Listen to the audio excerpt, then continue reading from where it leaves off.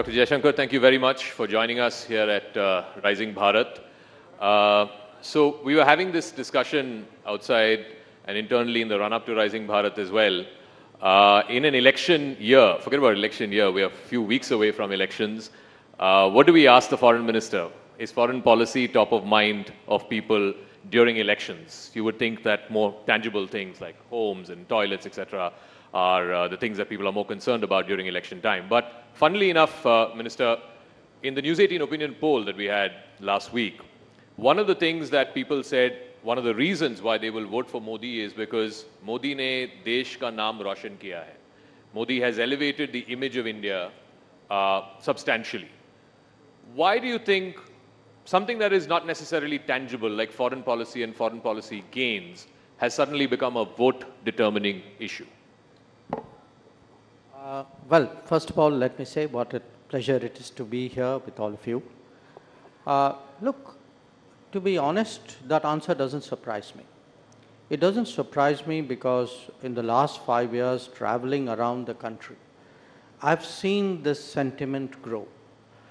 And I attribute it to 2-3 factors. One, that there is a greater sense of pride in the nation about itself, and also as people's basic necessities are being met, they are also looking at many more things, so they know today, for example, that the water connection will come, the electricity will come, the road will come, the health will happen, because they have seen that grow. So they're also, there's a kind of I would say, a new middle class thinking which is pervading through the society.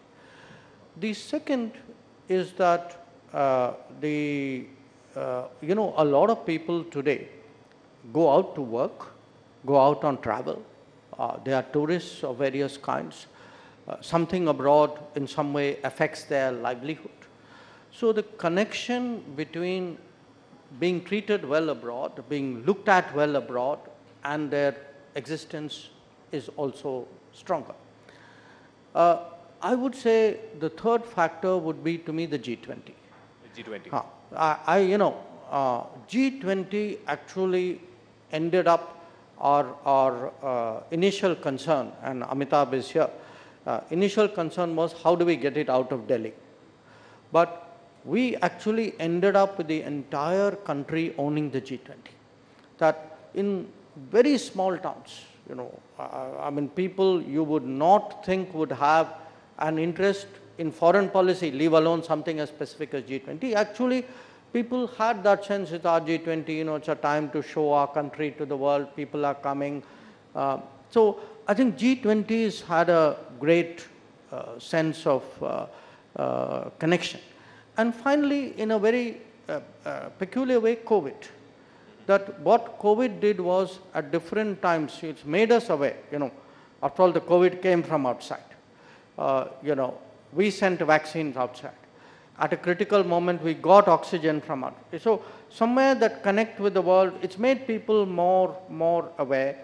Then it's technology. You have the world in the palm of your phone.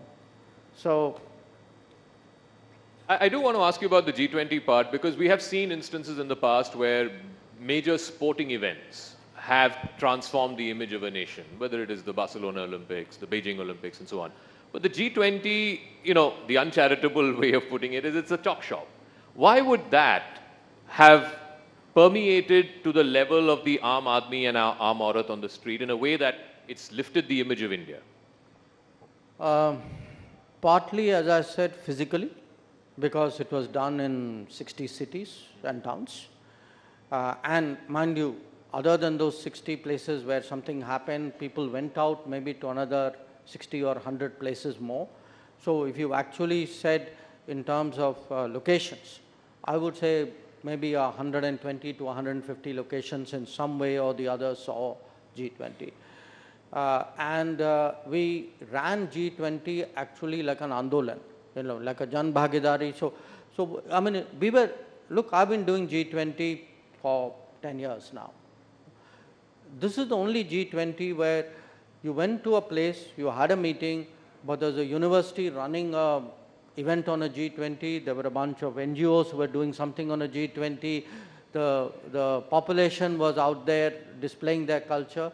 So it had a a flair and a impact which was very, very different. So the second is, to be very honest, I don't think people expected us to succeed.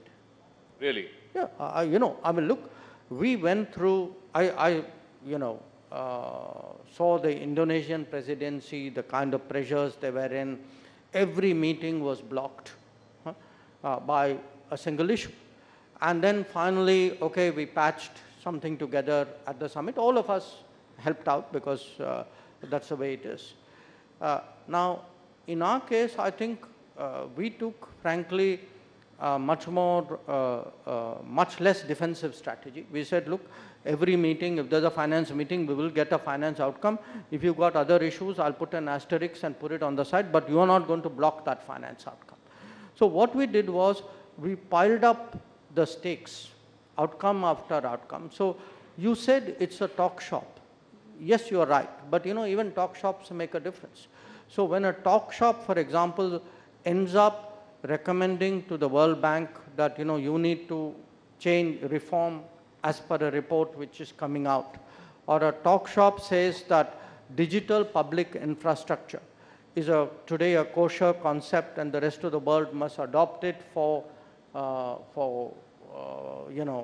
propagation. Don't write off the power of ideas and talking. Ultimately they move things.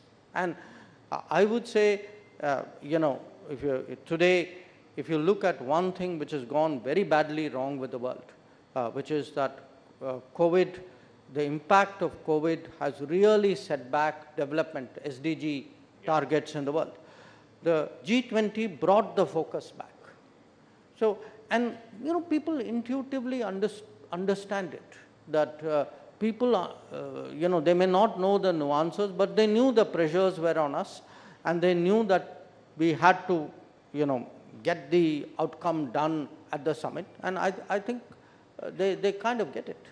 So, because this is election season, as they say, you have to go to the voters, give them your hisab of what you have achieved over the last 5 years. So in the realm of foreign policy, because you've been shepherding it, you've been marshalling for India's foreign policy over the last 5 years, aside of the G20, the COVID vaccines, navigating India's interests through these two wars, what is the one thing that you would say is the standout for the Modi government, which no other government in the realm of foreign policy has done in the last 75 years?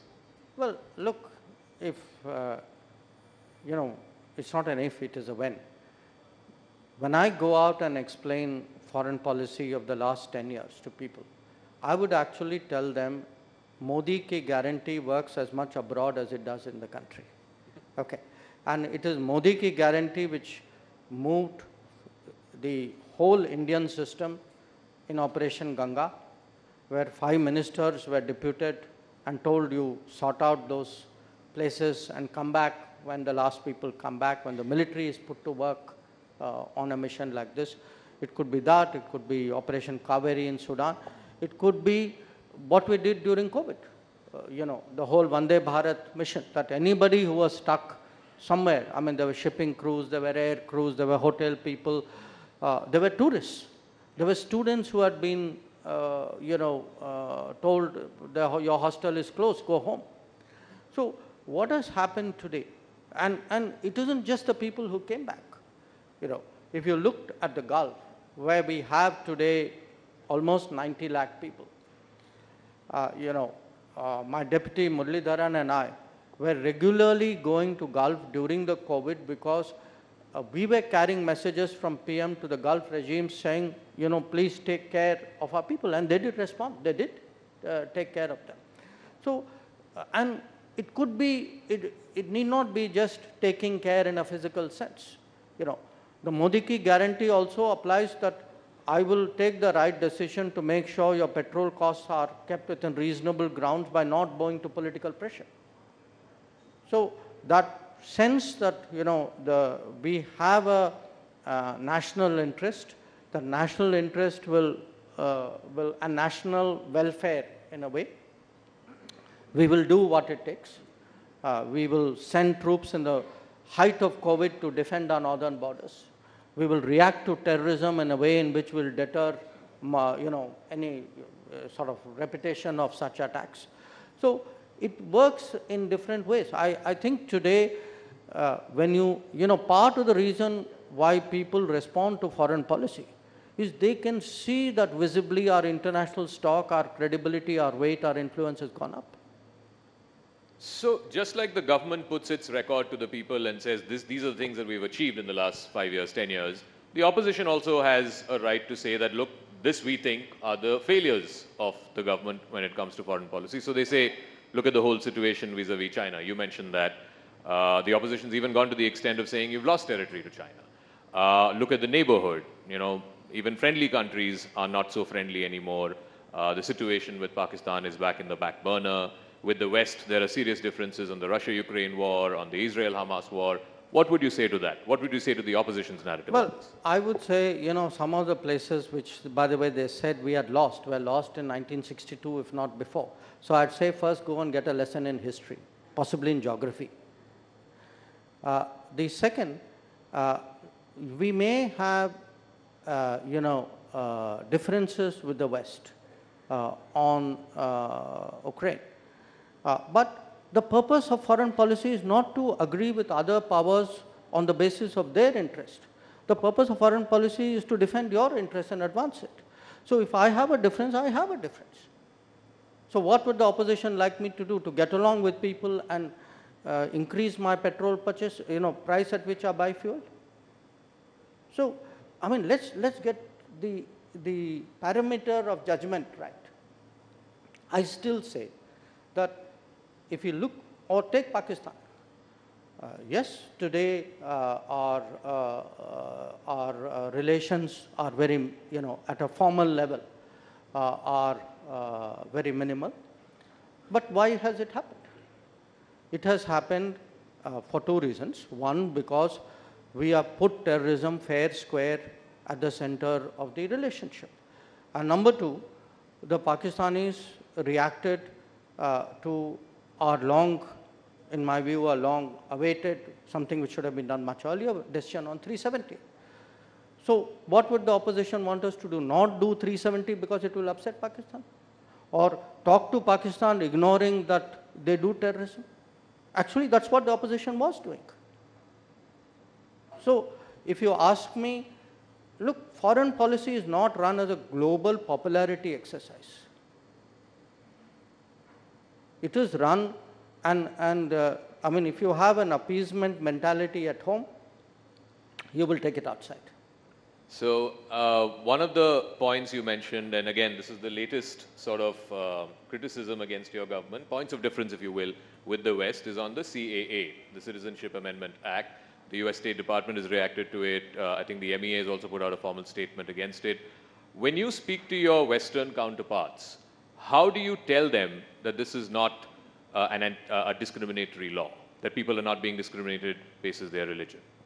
Well, actually, it isn't when you speak. I have spoken. When CAA was passed, I did speak. Even now, I continue speaking. And there were 2 points I made. I actually, I had a meeting with all our European colleagues, EU colleagues. I'd gone to Brussels at that time. And I asked each one of them to look at the citizenship pathways which they have in their respective countries. And can you tell me that there is no criteria by which you will fast track a certain category? Every one of them has something. It could be religion, it could be historical, it could be language, it could be ethnicity. The fact is, and the US, I'm on record as giving multiple examples of that. So look, do understand, this is an issue of correcting a certain situation of our history. And it is a question of being just, of being fair to those people who were caught on the wrong side of history at the time when partition happened. And who at that time, whose welfare people worried about even then. So, and as I said, this is not unique. I mean, if you go around the world, in different parts of the world, history has stranded people in different situations. Now, you can either be completely heartless and utterly calculating and say, well, it doesn't matter, who cares what happens. But if you look at the predicament of these people, these are stateless people who are stateless because of no fault of theirs, because political leaders of a certain era got it wrong. Somebody is righting a wrong. They are not wronging anybody. They are actually righting a situation where a wrong has been done to many people. You mentioned, not in a direct way, but in a tangential way about this in your book as well, Why Bharat Matters, as to why you believe, and you've made a case for it, it's for up to people to agree or disagree with it, that because of that mentality that you referred to in the first few decades after independence, there were missed foreign policy opportunities, particularly vis-a-vis Pakistan and vis-a-vis China. And vis-a-vis the US. And vis-a-vis the US as well. So, but some would say, now you have the benefit of hindsight to make that argument, to make that case. Perhaps in the 50s and 60s, that case would have been looked down upon or may not have been entertained. So, how do you then make the case that, these were missed goals or missed opportunities because there was a certain political bent of mind? I saw that argument coming, and therefore I anticipated it. So, a good batsman. So let me tell you. I mean, first of all, I just want you to think of this one very simple fact. You got Pakistan wrong, you got China wrong, you got US right, and we had a great foreign policy. So put that aside. I am not saying today, benefit of 2024, that, let's look back at 1954 or 1950. I'm saying somebody in 1948, 49, 50, 51, 52, as you were taking those decisions, stood up and said, please, Mr. Nehru, what you are doing, have you looked at this aspect of it? So this is not hindsight. These are Nehru's contemporaries who are questioning decisions which Nehru was taking at that point of time. So what are these decisions? I give you three. Shyama Prasad Mukherjee actually contests very strongly the Nehru-Liaquat Pact, saying, look, you are assuming that Pakistan is going to treat its minorities the same way as we are treating our minorities. But the very nature of creation of Pakistan and the regime which has come into being is very different. So how can you possibly make, such a fundamental misreading of these guys? And mind you, this is just 3 years after partition. Okay. Well, a little bit more. The Patel, I'm giving you an example of China. Patel puts in writing that today, for the first time, we are facing a two-front situation. The intentions of China cannot be taken in a positive way. There is much that we have to apprehend. So please do not, have a sort of rosy picture of the situation. What is the answer from Nehru? I cannot conceive that anybody would undertake a wild adventure across the Himalayas. By the way, that's exactly what they did in 1962. So now, if Jaishankar in 2024 says, they got it wrong in 1954, your question is very, very valid. It's not Jaishankar who's saying it. It's Patel saying it on China. It is Shyama Prasad Mukherjee saying it on Pakistan. It is B.R. Ambedkar who says, look, why are you alienating the Americans? If you are to argue, you want to take on the American, I have no problem with it. I just told you foreign policy can be pushed back. At least fight your own cause. We were alienating the Americans on behalf of China. That we were taking up China's cause. And more than anything else, what an irony. That imagine in 1950s, we spoilt our relationship with America because we were arguing on behalf of China. So this is not hindsight. This is not a political polemic. I am placing before, especially the younger generations, because they wouldn't be familiar with it. I am placing historical situations, which is what I called a road not taken. That road was available. That road was marked. Those people drew a map and said, don't go this way, go that way. And we consciously chose not to take those roads. Now, I'm not saying there were no-brainers. I mean, there were pluses and minuses. But we need to get out of this, cult worship that everything from 1946 till pick your year, these were great years and we did splendidly. If anything went wrong, other people were to blame. But, Nehru's foreign policy is such a sort of impeccable theology that even today, whoever comes to power must follow it. And any deviation is somewhere wrong. I think, companies are audited. After all, countries should also be audited, for policies should be audited. People should look at what happened in the past with an open mind, with a critical mind. And by the way, I'm not saying it should only happen then. I'd be very happy if somebody said, I'd like to discuss the last 10 years with you. In fact, that's exactly what you're doing. And please defend your record. I'd be very happy to defend it. So let's talk about one big aspect of that record. And since you referred to in the previous answer about a two-front situation, are we not in a two-front situation today?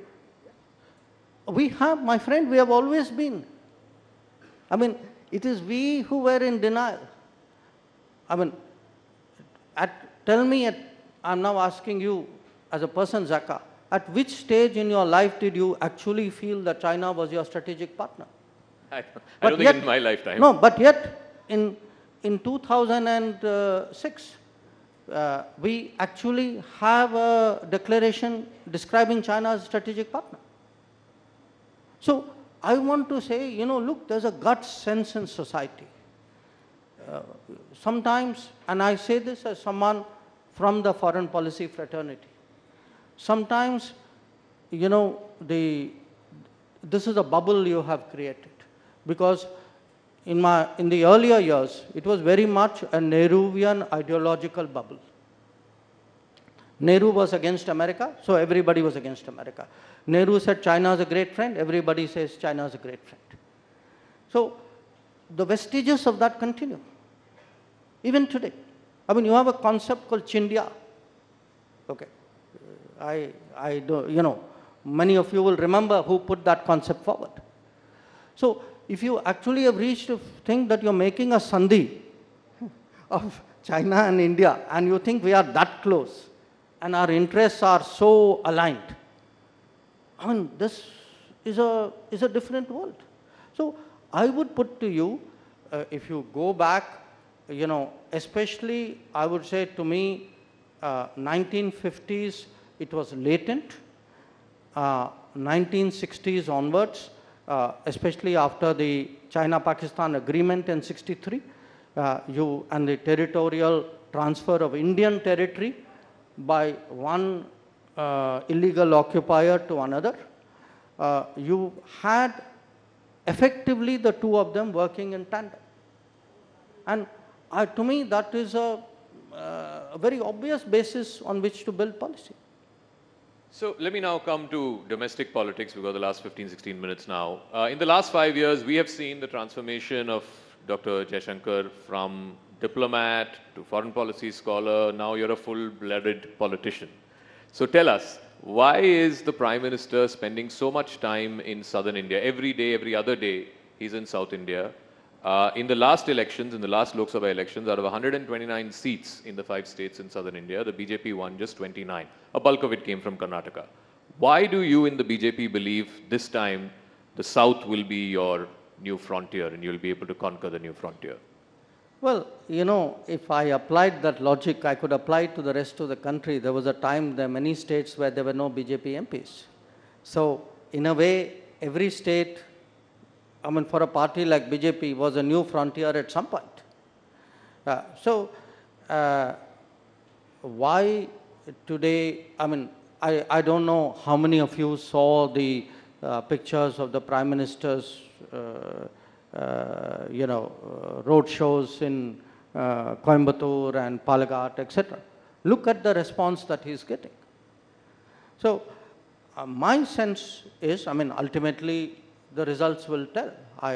But as someone who's been traveling a fair amount, certainly to Kerala, I mean, Karnataka is a different case. There's already a strong history with BJP out there. My sense is, political opinion in those states is changing. That people today contrast, they've seen the benefits of good governance, that many of the changes of the last decade, as you say, the Anna Yojana, the food support, the Mudra scheme, the Awas Yojana for the housing, even what the vendors, informal economy is getting, Swanidhi, the Jal Jeevan Mission, the power connection, the road building.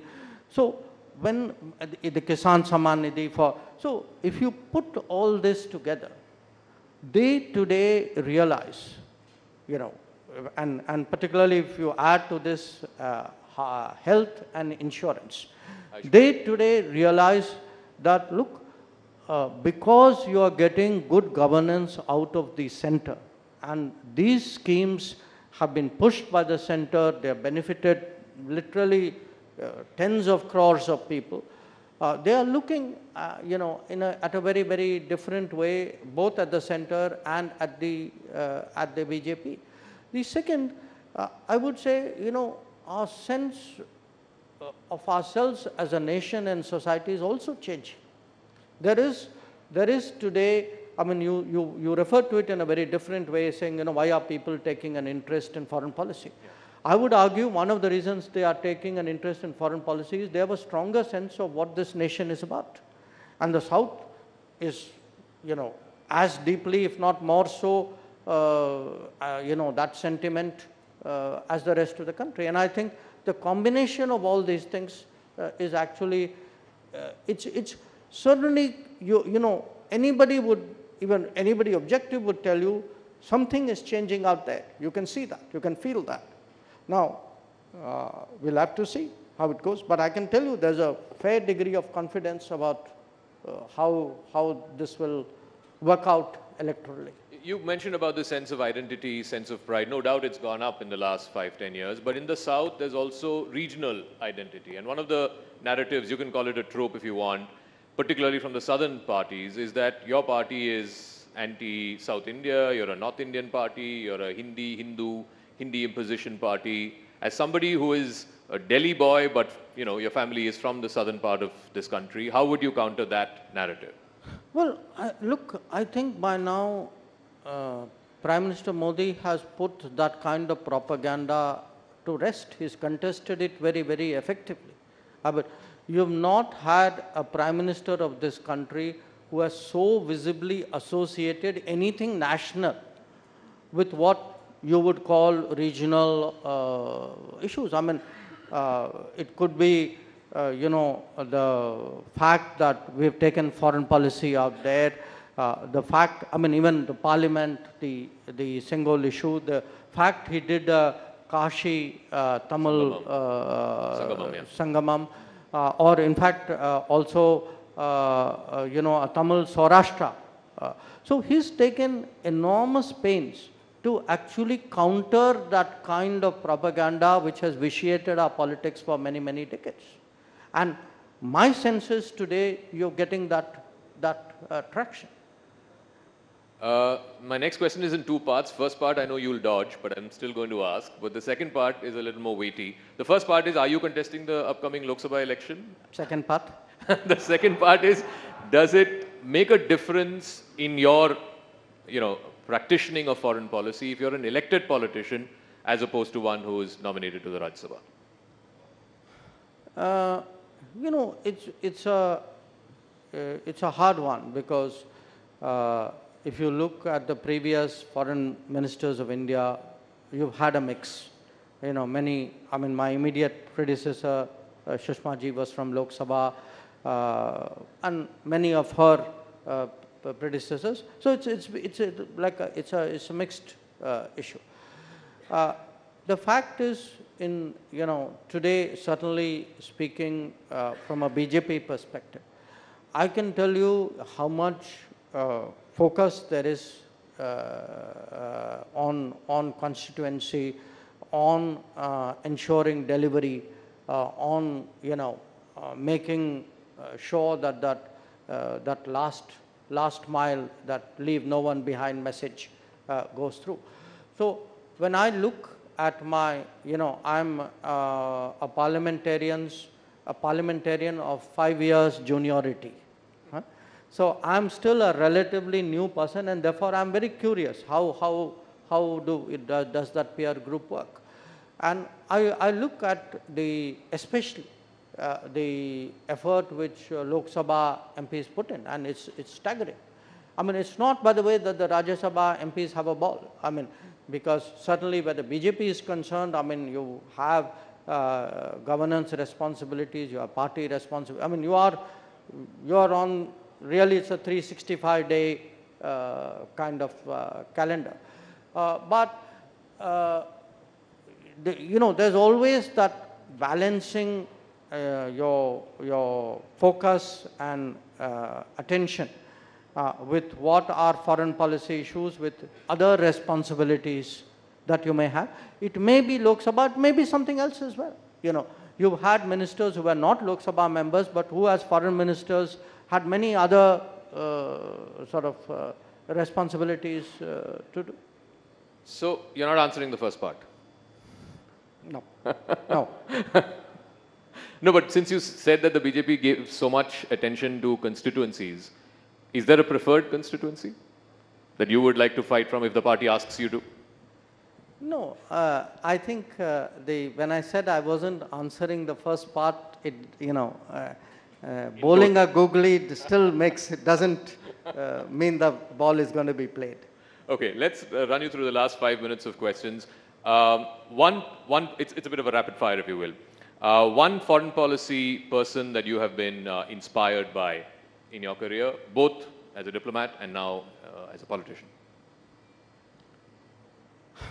Well, look, what happens if you pick somebody, I mean, I have some, if I look at the peer group of ministers, there would be there are people for whom you have genuine respect. The problem when you get into names is you name somebody and you don't name many others. But over a period of time, I would say, there have been people who, from their sort of respective perspectives, who were great authorities, who kind of dominated the scene. In many cases, it helped that they had longevity.